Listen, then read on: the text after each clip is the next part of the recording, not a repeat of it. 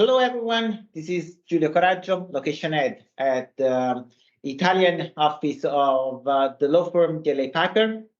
I'm here with Luca Isnardi. Luca Isnardi is Global Data Protection Officer at the business unit dedicated to consumers' healthcare at Sanofi. Sanofi is one of the largest pharmaceutical companies in the world. Luca, thank you very much for accepting my invite. It's really a pleasure having you here. Thank you for having me here, Giulio. It's my pleasure, definitely. Luca, we have been working during your previous experiences together. The first question that I normally address to our guests is to give a bit of a context of their career. And then the last question is going to be what you would recommend to the new DPOs and to the young guys that want to get into this career. But just give us a snapshot of what you've been done so far and how you reached this role. Sure. Well, I think I should start saying that over the years, there have been several changes of directions that led me now to work in the field of data protection. I could not imagine before, because after graduating in physics, I began my career at Team, which at the time was one of the leading IT service providers in Italy.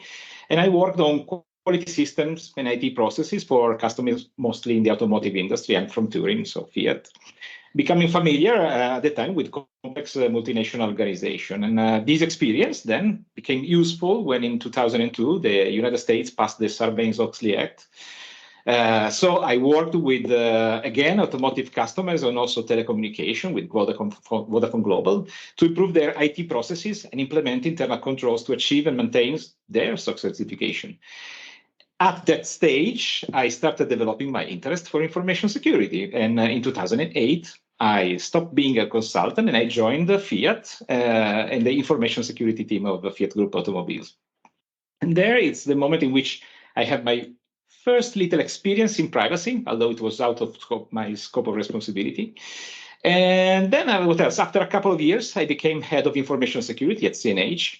So that was a big leap. So a global leader in the agriculture and construction equipment, still Fiat Group, if we want to give let me say, a location of that. So that experience was really formative, of course, because it allowed me to expand my understanding of business processes and to develop my managerial soft skills.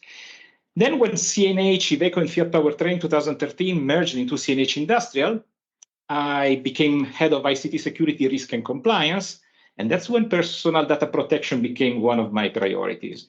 Also because at the time, the company didn't have a dedicated privacy function, so the responsibility was somehow distributed between IT security and legal department. But then GDPR. So in 2017, in the aftermath of the approval of the GDPR, CNH Industrial finally established a privacy department within the compliance function.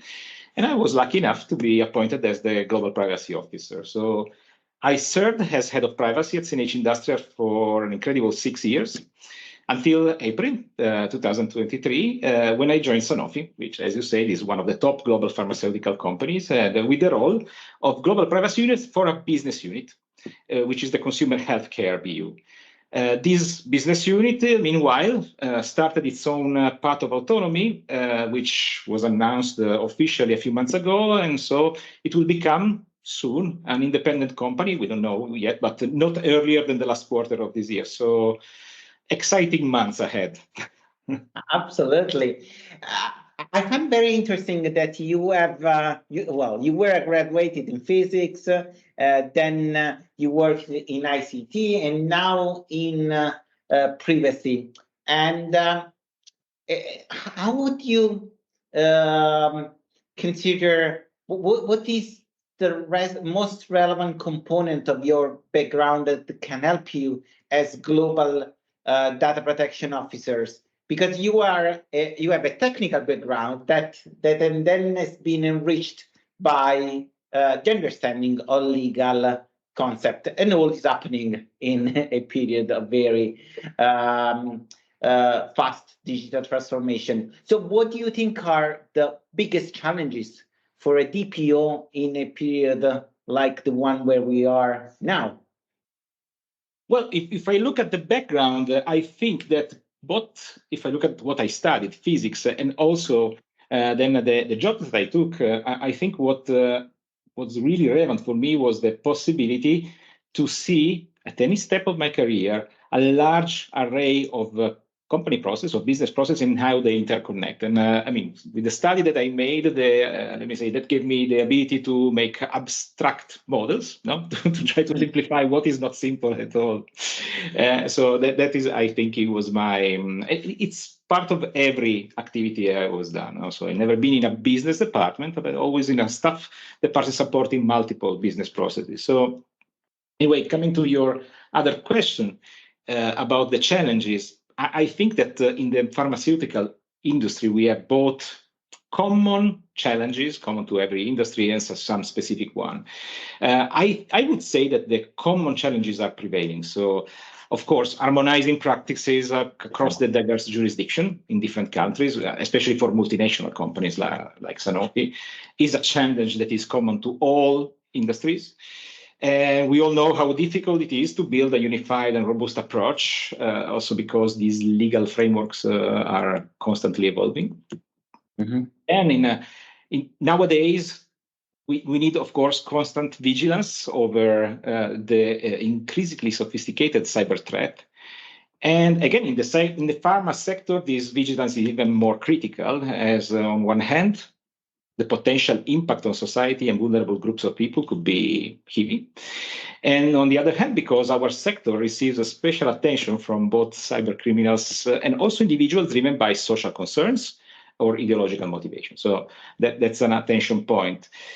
But these are not the only concerns. We have the data democratization and shadow IT, which are also phenomena that we need to understand and govern from a privacy standing point.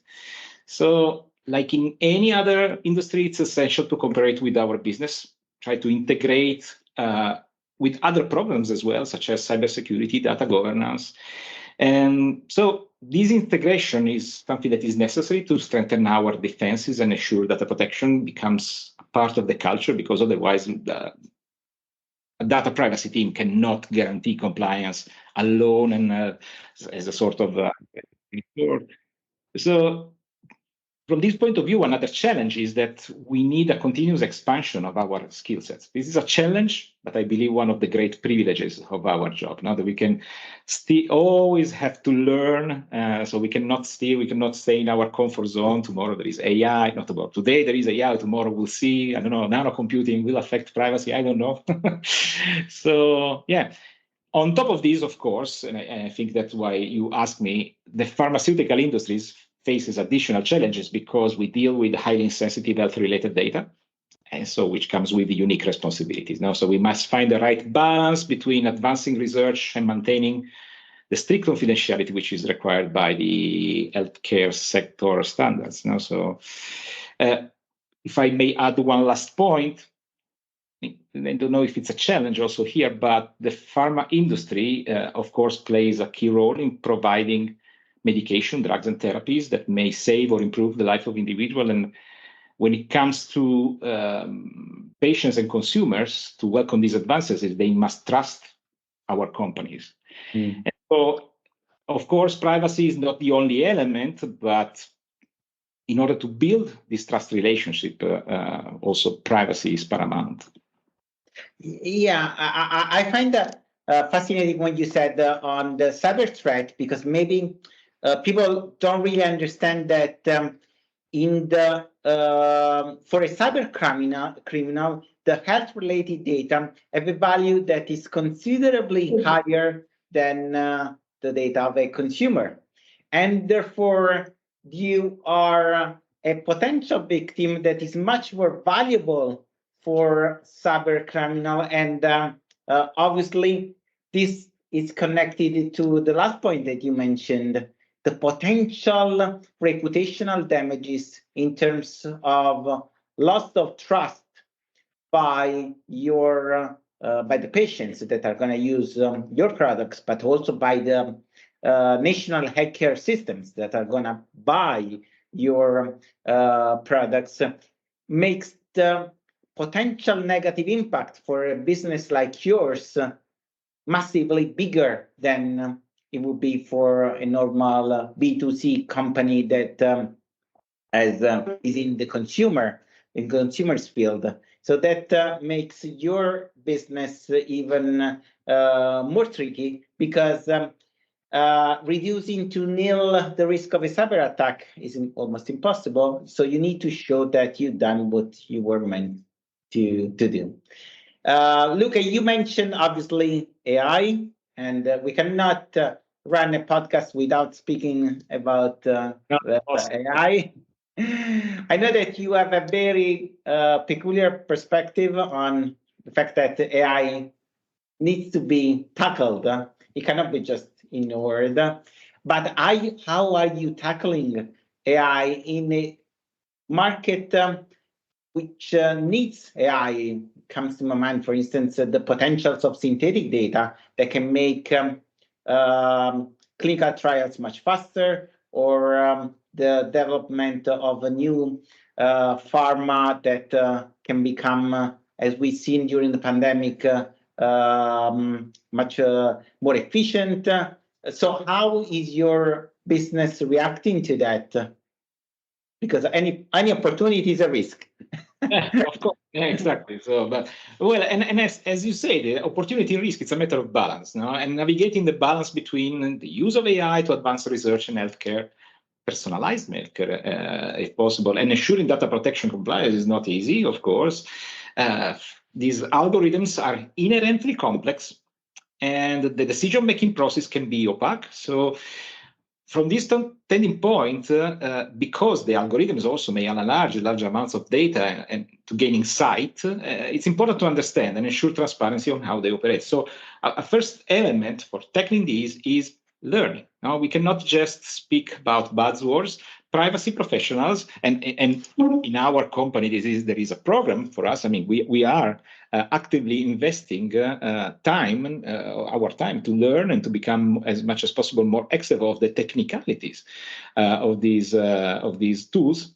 That's inevitable. You cannot really understand and handle risks if you don't understand how these things work. And we all know that it's complicated. So depending on the different background, that may be more or less challenging. It's in any case challenging for people doing our job. So patiently working with colleagues, that's an important thing to do. But we need to learn, understand how these things work. Then furthermore, the evolving nature of AI technology is frequently outpacing existing regulatory frameworks. It's not just a matter of the technology evolving, and so we always have to learn about the technology, but also we have to learn about frameworks and also consider that the technology may overcome them. So it's an ongoing challenge to keep up with these developments and implement robust data protection measures to meet the expectation of regulation in a way that the dynamic nature of AI allows, to deal with this dynamic nature of AI, because we must be flexible. The approach must be flexible to ensure that the practices not only meet the current standards, but also are adaptable to future possible changes. Yeah, so basically, the point that you raised is that I cannot say to the employees of my organization, don't use AI, because that would put your business out of market, basically. Because this is unfortunately the response that some companies are addressing, because they say, I don't know how to deal with that. So in the meantime, let's prohibit that. You cannot afford that because of the type of business, but I don't think any business can afford it. So let's put in place some policies and procedures. But I think, but correct me if I'm wrong, if I don't create also an education on how to use AI in a compliant manner, then any policy, any internal rule is going to be meaningless. Yeah, if I can comment on what you just say, I totally agree with you. I mean, As I said before, in my previous professional life, I was head of security, and I learned easily and quickly that you cannot prohibit things. No, I mean there is really no way to prohibit your user to do something that is helpful to them and help them to make things faster. They will find a way to circumvent you, and it's much better to sit together, understand what they need to do, and try to a good way, a good compromise for doing things safely and in compliance. So when it comes to the use of AI, I think that the key words are responsible and ethical use. No? So working on these elements, so creating committees like it's done in it was done at Sanofi by our chief privacy officer. So creating these kind of committees with the representative of legal, representative of digital, business function, and of course privacy helps us to make all together responsible decision about the use of AI. Is it necessary? Is it going to bring benefits? Is it going to hurt anyone? Let's make a decision balancing these elements. If we have doubts about the ethical use, let's hold on for a moment. If we are fine with that, if we believe that this use is not hurting anyone, not likely to hurt anyone, not likely to hurt the environment, not just the people. So as I said, it's a matter of ethical and responsible use. Let's move on. Absolutely. And all this is happening in a post-pandemic period. I do believe that we, all of us, heard during the pandemic comments from politicians saying privacy doesn't exist, because they were kind of emphasizing that the health of all the population had to become more relevant than privacy compliance. Now we're fortunately no longer in a situation of emergency, but how do you ensure that the advancements in technology that turn into advancements in potential pharmaceuticals for that cure people, all this is done properly, protecting the privacy rights of individuals without just saying, look, the goal justifies anything I do? Well, as I said, if that is the point, so how we guarantee it's, of course, in a moment in which every element of the society is still on a learning curve about how to use these tools. In my opinion, the only way to do that is let me say, work in a collaborative way with people with different skill sets and with different minds, but still having this kind of North Star in responsibility in using these data-driven technologies and ethical choices. Of course, there is an impact for us, also on the role that we play on that, clearly. Yeah, we have to do a lot of advocacy, I believe, during this period of time. Yeah. Last question, Luca. You had a brilliant career. I'm sure your future career will be even better. What would you recommend to the young guys that are fascinated by privacy compliance, they want to start this career? Well, you've done a long journey to reach where you are now, but can you give some tips to people that just finish the university, or they are in their 20s and want to reach a goal, a role like yours? Oh, well, I'm not going probably to share any secret or anything very original, but as we said just before, keep learning. So stay abreast of the evolving data protection regulation, but not only that, the technological advancement and the industry best practice now. So then, but this is part of this is something that worked for me. So it's my suggestion is cultivate a holistic and multidisciplinary approach. So try to understand, the intricacies of the, in this case, pharmaceutical industry, from research and development to healthcare delivery, because this perspective will enable you to integrate data protection into the diverse processes and promote a culture of compliance and responsibility, which is the only way that will ensure to your organization a solid level of compliance. It's not something that you can guarantee alone with your team, regardless of how big the team is. Then communicate openly and clearly. This is also very, very important. So learn to do that, because effectively communicating the principle of data protection to diverse stakeholders is crucial. Be objective, clear, honest, clear and direct when you evaluate and explain risks. So do not cry wolf, do not exaggerate, but do also underestimate. This is important. Speak the business language, not the privacy language. Do not speak legalese. And act as a business partner. So data protection is a collaborative effort. We say that, I don't know, countless number of times in these 20 minutes.